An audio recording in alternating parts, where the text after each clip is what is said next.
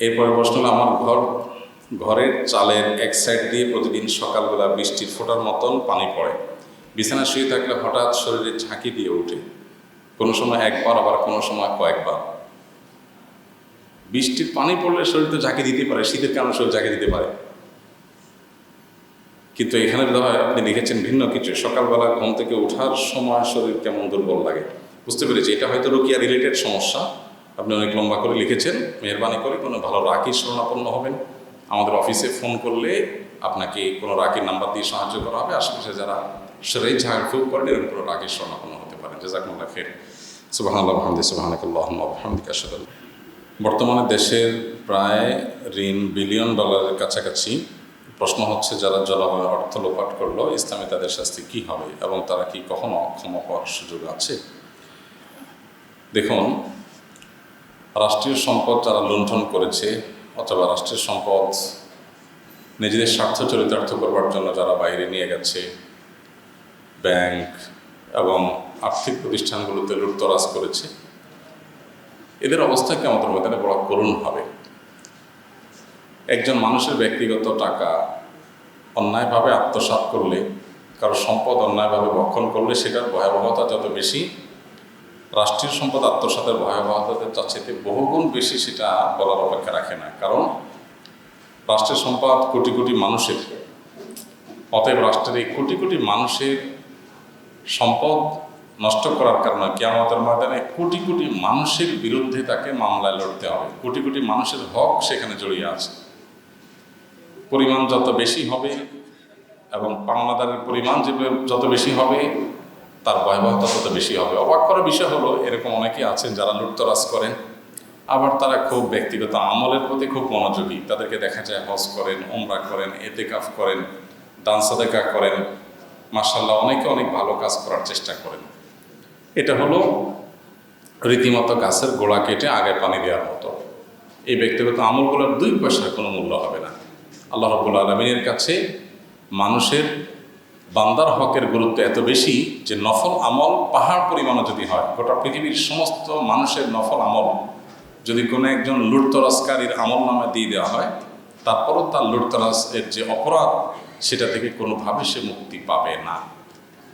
এই জন্য তাদের পরিণতি কি হতে পারে একমাত্র আল্লাহ ভালো জানেন। পৃথিবীর ইতিহাসে বড় বড় জালিম, বড় বড় অত্যাচারীদের কথা আমরা জানি, কিন্তু এরকম গোটা রাষ্ট্রের জনগণের হক লুটতরাজ করে রাষ্ট্রকে খালি করে নিয়ে যাওয়া, নিজের আখের গোছানো, এইরকম নজির বা এরকম দৃষ্টান্ত পূর্বের ইতিহাসেও খুব একটা খুঁজে পাওয়া যাবে না। অতএব আল্লাহ তাআলা এদেরকে যদি হেদায়েত দান করেন, তারা যদি কেউ ফিরে আসতে চায় এবং সবগুলো যদি ফেরত দেয়, সেই সাথে আল্লাহর কাছে মাপ চায়, তাহলে ক্ষমা হতে পারে।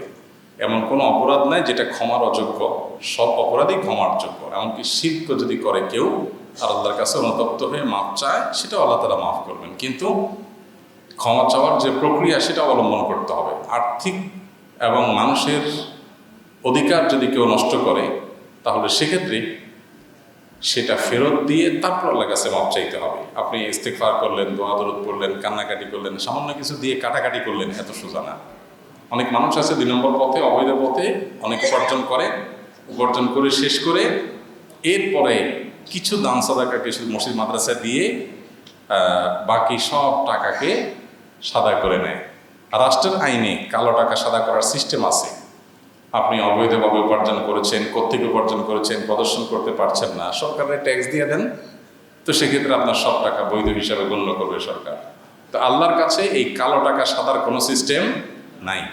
100% টাকা যেটা অবৈধভাবে উপার্জন করেছেন, এটা যথাযথ মালিকের কাছে সবগুলো ফেরত দেওয়ার পর আল্লাহর কাছে মাপ চাইলে সেটা মাফ হতে পারে। আল্লাহ তাআলা এই মানুষের হক মারার থেকে আল্লাহ তাআলা আমাদেরকে বেঁচে থাকার তৌফিক দান করুন।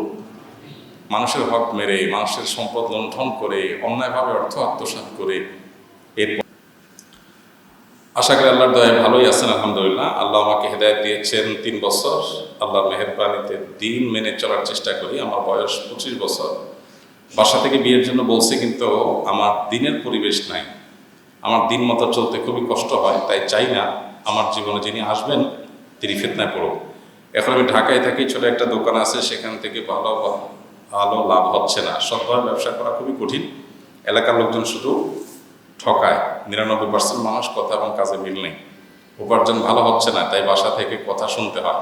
চাকরি করার ইচ্ছা ছিল না, এখন চাপে পড়ে অনেক জায়গায় চেষ্টা করে সবাই বলে আপনার সবই ঠিক আছে কিন্তু জুব্বা পরি, এটাই আসল সমস্যা। শার্ট প্যান্ট পরলেই ওকে, কিন্তু এখন এমন চাকরি আমি চাই না। আপনাকে আল্লাহর জন্য ভালোবাসি, আপনার জন্য দোয়া করবেন, আল্লাহ যেন আমাকে দুনিয়া আখিরাতে লোভ থেকে দূরে রাখেন এবং কৃতজ্ঞ হওয়ার তৌফিক দান করেন। নবী সাল্লাল্লাহু আলাইহি ওয়াসাল্লামের সুন্নাত আঁকড়ে ধরতে পারি। হেদায়েতের পরে একটা জিনিস ভালোভাবে বুঝেছি, দুনিয়া ও পরকালে আল্লাহ ছাড়া কেউই আপন না। এই শেষ কথাটা খুব সুন্দর কথা, মাশাআল্লাহ।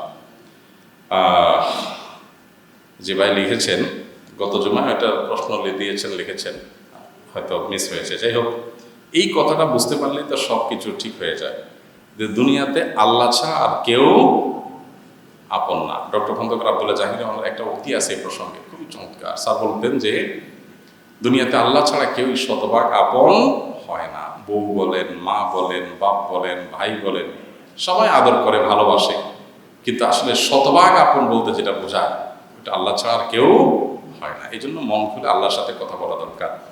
আর হালাল উপার্জন করার জন্য যদি কোথাও জুব্বা ছাড়া লাগে তো ছাড়বেন, কারণ জুব্বা পড়া তো শরীয়তে ফরজ ওয়াজিব কিছু না। আপনার অন্যান্য ফরজ বিধানগুলো যদি মেনে চলতে পারেন তাহলে আপনি করতে পারেন। নিজেকে খুব কঠিন পরীক্ষার মধ্যে ফেলে দিতে যাবেন না, কারণ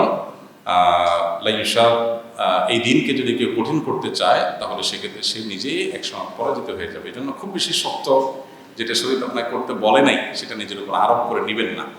আর সেই সাথে আমাদের আসুন্নাহ ফাউন্ডেশনে, আমাদের আসুন্নাহ স্কিল ডেভেলপমেন্ট ইনস্টিটিউটের অধীনে আমরা শত শত যুবকদেরকে প্রশিক্ষণ দেওয়ার পর চাকরির ব্যবস্থা করে দিই। চাইলে আপনি সেখানে জয়েন করতে পারেন। দোয়া করি আল্লাহ তাআলা আপনার সমস্যার সমাধান করে দিন। যত মানুষ রাস্তায় নেমেছে বৈষম্য বিরোধী আন্দোলনে, আসলে কি আমরা নিজেরা বৈষম্য বিলোপ করতে চাই? কারণ আমাদের অনেকের বাসা বাড়িতে, ব্যক্তি জীবনে অনেক বৈষম্য আছে, অথচ আমরা বৈষম্যের বিরুদ্ধে স্লোগান দিচ্ছি, আন্দোলন করছি। এ বিষয়ে কিছু বলবেন? এ বিষয়ের আগে একটা প্রশ্নের উত্তর প্রসঙ্গে আমরা বলেছি, এটা ঠিক যে আমরা সবাই চাই দেশটা সব ভালো হয়ে যাক, ফেরেশতা হয়ে যাক, বাট আমি আপন জায়গায় থাকি। যে বাহিরে বৈষম্য বিরোধী আন্দোলন করতেছে তার ঘরেও বৈষম্য বিরোধী আন্দোলন হওয়া উচিত। বিশেষ করে তরুণদের উচিত তার বাবাকে প্রশ্ন করা যে বাবা, তুমি যে উপার্জন করছো, এত টাকা পয়সা আনছো, এটা কোত্থেকে আসছে? চাকরিজীবী বাবা হয়ে থাকলে সেই চাকরিজীবী বাবা যার কোনো ব্যবসা বাণিজ্য নাই, তার এত সম্পদ কোত্থেকে আসে, এটা সন্তান তার বাবাকে প্রশ্ন রাখা উচিত। অর্থাৎ অন্যায় অবিচারের বিরুদ্ধে শুধু রাস্তায় স্লোগান দিলে হবে না, আমাদের বাসা বাড়ির দিকেও নজর দিতে হবে, নিজেদের দিকেও নজর দিতে হবে যে আমরা যাতে অন্যায় আচরণ না করি। তারপর দিন শেষে ইনশাআল্লাহ ভালো কিছু হয়তো হবে। আল্লাহ তো আমাদের প্রিয় স্বদেশটা দেশ, যত অনিয়ম, যত বিশৃঙ্খলা, যত অবিচার, যত বৈষম্য, যত অনৈতিকতা, এই সবগুলো আল্লাহ তাআলা আমাদেরকে দূর করার তৌফিক দান করুন।